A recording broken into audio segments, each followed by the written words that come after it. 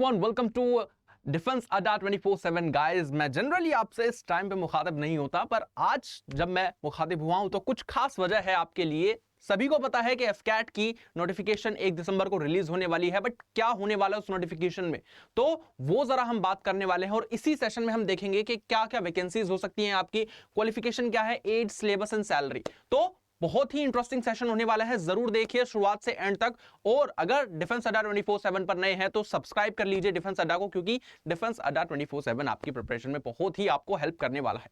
ठीक है, तो भाई सबसे पहले चलते हैं। अगर मैं बात करूं नॉर्मली वैकेंसीज की, तो देखो अभी अगर मैं बात करता हूं एफकैट 1 2024 या एफकैट 2 2024, उनमें वैकेंसी का माहौल कैसा रहा, तो वैकेंसी का माहौल जरा देखते हैं। अगर हम देखेंगे तो इंडियन एयरफोर्स ने कितनी वैकेंसीज रिलीज करी थी एफकैट 1 के लिए, 317 वैकेंसीज जो थी ग्रुप ए गजेटेड ऑफिसर के लिए in flying and ground duty technical और नॉन टेक्निकल ब्रांचेस में क्या करी थी, वैकेंसीज आई थी। कितनी आई थी? 317 आई थी। एफकैट 2 की अगर मैं बात करूं तो एफकैट 2 में, जो कि अभी फिलहाल 2024 में ही हुआ, 304 वैकेंसीज देखने को मिली, वही गजेटेड ऑफिसर्स की ग्रुप ए रैंक वाली फ्लाइंग और ग्राउंड ड्यूटी, जिसमें टेक्निकल और नॉन टेक्निकल दोनों इंक्लूडेड है। तो अब जब हम इस तरह की वैकेंसीज देखते हैं, और अगर मैं 2023 की बात करूं एफकैट 2 में, तो कितनी थी एफकैट 2023 में, कितनी वैकेंसीज थी भाई एफकैट 2023 में? दूसरे एफकैट की मैं बात कर रहा हूं, ऑलमोस्ट 271 वैकेंसीज थी, है ना।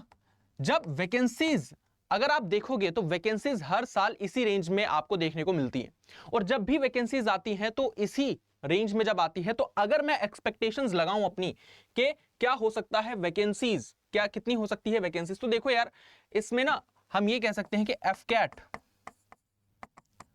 1 2025 की जो नोटिफिकेशन आने वाली है, उसमें आपकी 300 से 350 के करीब, या अगर एक लंबा रेंज लेके चले 250 से 350 के करीब आपकी वैकेंसीज होंगी। तो अब जनरली बहुत से बच्चे कहेंगे सर इतनी आती है, कम आती है। अरे भाई मैं हमेशा एक ही बात कहता हूं, एक ही सीट के लिए आपको खेलना है और उसी के लिए आपको मेहनत करनी है। तो आप एक्सपेक्टेशंस लगा सकते हैं कि 300 से 350 वैकेंसीज आने वाली हैं एफकैट 2021 में। तो क्या उसके लिए प्रिपेयर कर रहे हैं आप? तो भाई अगर नहीं कर रहे हो तो डिफेंस अड्डा 24/7 आपके लिए जल्दी ही जल्द नया सरप्राइज लाने वाला है एफकैट से रिलेटेड। ठीक है, तो वो चीज है। अब दूसरी बात, अब बात करते हैं, दूसरी बात क्या है? दूसरी बात है क्वालिफिकेशंस की, कि सर इसमें क्वालिफिकेशंस क्या क्या चाहिए भाई। क्वालिफिकेशंस में मेरा मतलब आ जाता है एजुकेशनल क्वालिफिकेशन से, एज से, है ना। आपकी कितनी एज रहनी चाहिए, क्या क्या एलिजिबिलिटी होनी चाहिए आपके पास, वो सारी चीजें अगर मैं बात करूं तो एजुकेशन के बारे में अगर हम सबसे पहले बात करें तो कैंडिडेट्स जो हैं वो 10+2 with a minimum 50% of marks, 50% marks please याद रखिएगा, 50% marks in physics and maths, physics and maths में कम से कम 50% मार्क्स होने चाहिए, है ना। 10+2 आपने करी हुई होनी चाहिए, एंड ही मस्ट क्या है, दे must also graduated with a minimum of 60% marks. 60% marks तो आपके ग्रेजुएशन में होने ही चाहिए, बिकॉज इट इज मैंडेटरी। कभी कभी जैसे अगर मैं यूपीएससी की बात करूं तो यूपीएससी एग्जाम जो लेता है कंडक्ट, चाहे वो सिविल सर्विसेज हो, उसमें क्या होता है, उसमें आपका ज्यादा एजुकेशनल बैकग्राउंड नहीं देखा जाता। If you have graduated from any university you can go and directly apply for the examination. But यहां पर क्या है, यहां पर आपको ध्यान रखना पड़ेगा दैट आपकी ग्रेजुएशन में 60% मार्क्स हो 3 साल के डिग्री के कोर्स में इन एनी डिसिप्लिन और एनी 4 ईयर बीई और बीटेक डिग्री, है ना। 60% marks is mandatory and minimum 50% marks in physics and mathematics will also be mandatory for attempting this particular exam. तो educational qualification तो ये हो गई। When I talk about age qualification, तो यहां पर आप देख सकते हैं candidate must be 20 to 24 years of age, candidates under 24 years of age must be unmarried, है ना। अगर आप 24 साल से कम हैं तो आप अनमैरिड होने चाहिए इस एग्जाम को देने के लिए, ठीक है ना। अभी एज के बारे में थोड़ा डिटेल में भी बात करेंगे, बट उसके बाद चलते हैं हाइट की। Minimum height for the flying branches, flying branches के लिए मिनिमम हाइट क्या है, 162.5 centimetre. 162.5 centimetre is the minimum क्या है, height for the flying branches. And for other branches, जो दूसरी ब्रांचेस हैं जैसे ग्राउंड ड्यूटी वाली हो गई, चाहे उसमें टेक्निकल हो नॉन टेक्निकल हो, उसमें आपका 152 सेंटीमीटर जो है आपकी हाइट मांगी गई है। If I talk about weight, weight should be within the standards given for the height and age. Height और एज के स्टैंडर्ड्स के बेसिस पर आपका वेट जो है वो होना चाहिए, otherwise you will be disqualified from the examination, because we are talking about qualification. तो जाहिर सी बात है, अगर you will not fulfil the criteria which is demanded by the Indian air force, then you will be disqualified. Okay, तो ये चीज है। अब नेशनैलिटी देखो यार, नेशनैलिटी तो सभी को पता है, if you are Indian then you can appear for this exam. तो क्या है, candidates must be Indian citizens. Final year students, देखो यहां पे जो लाइन है ना, that is very important, that is very important, क्योंकि बच्चे यहां पर ध्यान नहीं देते। Final year students can also apply if they have no backlogs, अगर उनके कोई बैकलॉग्स नहीं है, and have secured a minimum 60% of marks in the last semester. Last semester में अगर आपके 60% मार्क्स आए हैं, कोई बैकलॉग नहीं है। बैकलॉग के से कहने का मेरा मतलब ये है कि अगर आपकी किसी भी सब्जेक्ट में बैक नहीं आया, आप किसी सब्जेक्ट में फेल नहीं हुए हैं, तो आप इस एग्जाम के लिए एलिजिबल हो जाते हैं। They must also produce the original और provisional degree issued by the university. जो ऑफिशियल और प्रोविजनल डिग्री जो यूनिवर्सिटी के द्वारा अप्रूव की जाएगी, उसे आपको दिखाना पड़ेगा at the end. That is very important. ठीक है, ये हो गया एजुकेशनल क्वालिफिकेशन। अब देखो, अब आते हैं एज पर। When I talk about age, तो देखो एज का थोड़ा सा ना मैटर जो है वो समझ लेते हैं, because it is very important, है ना।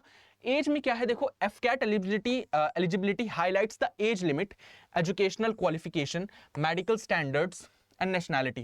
It is important to check FCAT eligibility criteria before applying for the exam. सभी को पता है। अब देखो, candidates applying for the flying branch, flying branch के लिए अगर आप अप्लाई कर रहे हैं, if you are applying for the flying branch, उड़ने वालों के लिए, है ना, then should be आपकी एज जो है वो 20 to 24 के बीच होनी चाहिए। 20 से 24 साल के बीच में आपकी उम्र होनी चाहिए if you are applying for the flying branches, है ना, क्योंकि यार आप यंग लगते हो एक तरह से इसमें।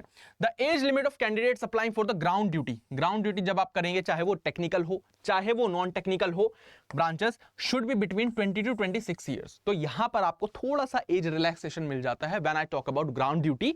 अदरवाइज आप देखेंगे कि जो आपकी फ्लाइंग ब्रांच है उसमें ना एक कह सकते हो कट थ्रोट कॉम्पिटिशन रहता है, क्लियर कट कॉम्पिटिशन है यहाँ पे, क्योंकि आप पहले बात तो आपकी एज कम है, कम एज में आप अप्लाई कर सकते हैं। और उसके बाद अगर मैं बात करूं आपकी ग्राउंड ड्यूटी की, तो टेक्निकल और नॉन टेक्निकल ब्रांच के लिए you can apply between 20 to 26 years old.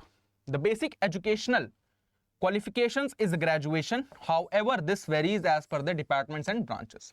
अब देखो नॉर्मली क्या होता है ना, फ्लाइंग ब्रांचेस में when you are going, so you must have you must produce engineering degree, ऐसा भी कुछ होता है ना। तो इस तरह की चीजें होती हैं कुछ कुछ पोस्ट में। I am not talking about AFCAT eligibility, I am talking about various exams, जो कि बहुत सारे एग्जाम्स होते हैं उसमें। तो जो पोस्ट आपकी मांगी गई होती है उसके अनुसार आपकी एजुकेशनल क्वालिफिकेशन होनी चाहिए, ना कि आपने जो पढ़ा है उसके अनुसार आप किसी में भी अप्लाई कर देंगे, तो that would be a different thing. चले, एफकैट एज एलिजिबिलिटी आपको पता लग गई। And then if I talk about exam pattern, देखो यही है most important part. Most important part है आपका exam pattern. If you understand the exam pattern, if you understand the syllabus of the examination, my dear friend, you will gonna clear this examination. क्यों? क्योंकि देखो इस AFCAT का जो exam है, बहुत से बच्चे मैंने क्या देखे हैं ना, बहुत से बच्चे ये है कि वो रिटर्न ही क्लियर नहीं कर पा रहे हैं, पहली बात तो। और मैंने बहुत से बच्चे ये देखे हैं कि जो हमेशा रिटर्न क्लियर कर रहे हैं बट रिकमेंड नहीं हो पा रहे हैं एसएसबी में, है ना, लास्ट दिन डे आउट हो जाते हैं। मेरे 2-3 फ्रेंड्स हैं, है ना, तो मेरा एक फ्रेंड है, वो भी क्या करता है, वो भी मतलब इतना शार्प है वो स्किल्स में कि वो लास्ट के 1-2 दिन पढ़ेगा एफकैट के लिए, एग्जाम क्लियर करेगा, लास्ट में जाके जब वो अपना एसएसबी देने जाता है तो जनरली वो 5वें दिन कॉन्फ्रेंस आउट हो जाता है। तो ऐसी चीजें होती हैं। एग्जाम पैटर्न के बारे में अगर मैं आपसे बात करूं तो देखो, मार्किंग स्कीम सभी को पता होनी चाहिए। 3 marks will be awarded for every correct answer, 1 mark will be deduct for every incorrect answer. एक मतलब 1/3 की क्या है आपकी नेगेटिव मार्किंग है, ठीक है। No marks for unattempted question, बिल्कुल ये सेम यूपीएससी भी करता है ऐसा। Before declaration of results, marks scored by candidates will be normalised. Normalisation जो है दैट इज अगर मैं नॉर्मलाइजेशन की बात करूं, that is again a different game, है ना। किस तरीके से होता है वो, उसका भाई एक अलग ही प्रोसेस होता है जो कि कमीशन करता है ना। तो उसके बारे में हम कुछ नहीं कह सकते। If I talk about AFCAT का एग्जाम, तो question paper will have 100 questions होंगे आपके लिए, है ना। Total time allotted for the paper is 2 hours, 2 घंटे मिलेंगे आपको। अब उसमें देखो ये पोर्शन पूछे जाते हैं आपसे।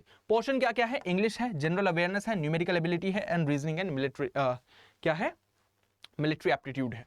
पहली बात, अगर मैं इंग्लिश की बात करूं तो इंग्लिश में आपका कॉम्प्रिहेंशन है, डिटेक्टेड एरर इन सेंटेंस है। जैसे अगर आप और जो डिफेंस एग्जाम्स होते हैं which is conducted by UPSC as well, CDS, CAPF, assistant commandant, NDA, तो इन एग्जाम का जो सिलेबस होता है उससे कहीं ना कहीं सिमिलर सा आपका सिलेबस एफकैट का दिखता है। एक चीज मैं आपको बता दूं, एफकैट का जो लेवल होता है in terms of asking questions by the commission, वो यूपीएससी के लेवल पर नहीं होता है, उससे थोड़ा सा लो होता है। तो अगर आप सीडीएस सीएपीएफ असिस्टेंट कमांडेंट की तैयारी कर रहे हैं तो बेफिक्र आप होकर उसकी तैयारी कीजिए, आपकी इसकी तैयारी साथ साथ हो जाएगी। बट हाँ, आपको अगेन इसके स्पेसिफिक कुछ क्या लगाने पड़ेंगे, मॉक टेस्ट तो लगाने ही पड़ेंगे। डन। तो ये है आपका completion, filling correct word, synonym, antonym, cloze text और fill in the gaps in the paragraph. ये होता है आपके किसका, इंग्लिश वाला पार्ट है ना। अब आते हैं जनरल अवेयरनेस पे, वही आपका हिस्ट्री हो गई, जियोग्राफी हो गई, स्पोर्ट्स हो गई, national and international organisation, art and culture, personalities, environment and ecology, Indian polity, economy, basic science, basic knowledge, ये सारी चीजें आपकी देखी जाती है। बट हाल ही का ट्रेंड मैं आपको अभी बता देता हूं। ट्रेंड में पता ही क्या है, ट्रेंड में आप देखेंगे करंट अफेयर्स जो है, एफकैट जो है वो करंट अफेयर्स बहुत पूछता है और उसके साथ साथ स्टैटिक मिक्स करता है ना। स्टैटिक मिक्स आता है करंट अफेयर्स के साथ। तो कहां से करेंगे आप, डिफेंस अड्डा 24/7 पर मैं आपकी रोज क्लास लेता हूं जीके की। एफकैट के लिए भी है, सीडीएस के लिए भी है, सीएपीएफ के लिए भी है। आपको कुछ नहीं करना है, उस क्लास में आना है। अभी वो क्लासेस 12 बजे चल रही है और जैसे ही टाइम चेंज होगी मैं आपको बता दूंगा। 12 बजे आपको क्या करना है, क्लास में आ जाना है, आपका जीके जीएस वाला पार्ट मेरी तरफ से कंप्लीट हो जाएगा। फिर आता है न्यूमेरिकल एप्टीट्यूड। न्यूमेरिकल एबिलिटी में डेसिमल फ्रैक्शन हो गया, टाइम एंड वर्क एवरेज, वही मैथ्स के जो नॉर्मल टॉपिक्स होते हैं, इंपॉर्टेंट टॉपिक्स होते हैं, वही पूछे जाते हैं आपसे।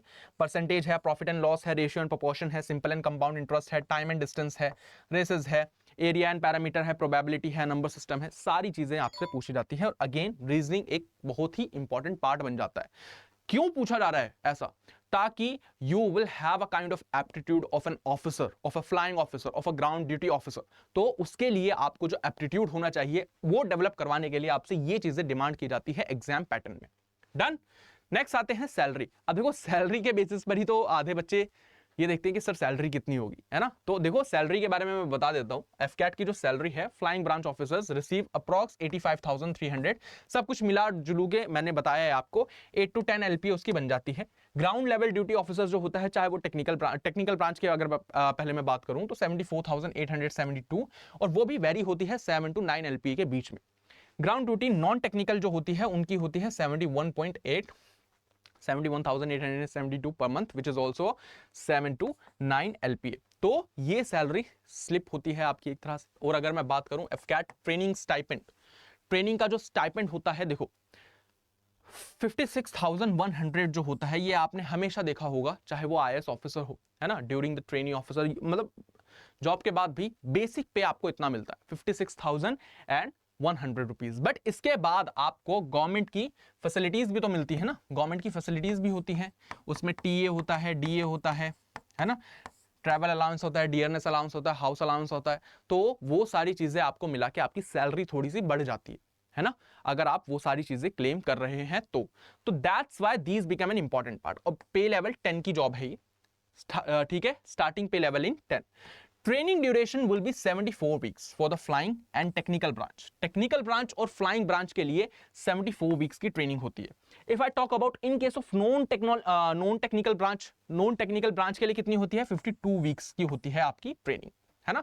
That's why it is an important part. Training authorities will provide accommodation during the entire training period. Entire training period के लिए क्या है, जो है आपका ट्रेनिंग अथॉरिटीज जो है वो आपको अकोमोडेशन प्रोवाइड करती है। मैक्सिममली यही होता है व्हेनेवर, जैसे आपको एक चीज बताता हूं मैं, जब आप सिविल सर्विसेज क्लियर करते हैं, आपने एक डेस्टिनेशन का नाम सुना होगा, बहुत से एस्पिरेंट जाने की जिद लगाए रहते हैं वहां पे, लबासना, जो कि मसूरी में है, उत्तराखंड में। तो वहां भी आपको अकोमोडेशन दिया जाता है, और जो भी गवर्नमेंट का अकोमोडेशन होता है during the training period, amazing होता है।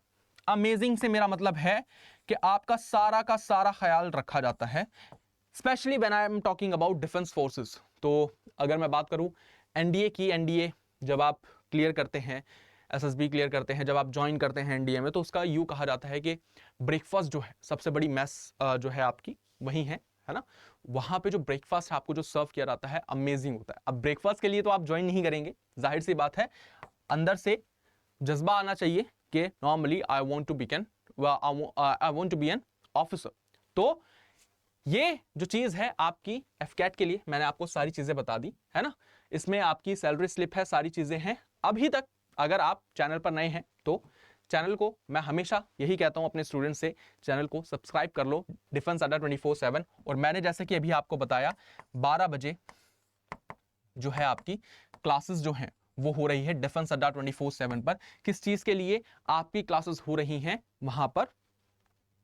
एफकैट के लिए, सीडीएस के लिए और आपका सीएपीएफ के लिए। तो यहां पे जितना भी आपका जीके जीएस वाला पोर्शन है वो सारा हम कवर करवा रहे हैं। बस आपको क्या करना है, क्लास में आ जाना है, और जैसे ही क्लास के आगे टाइमिंग चेंज होती है तो मैं आपको क्लास में बता दूंगा।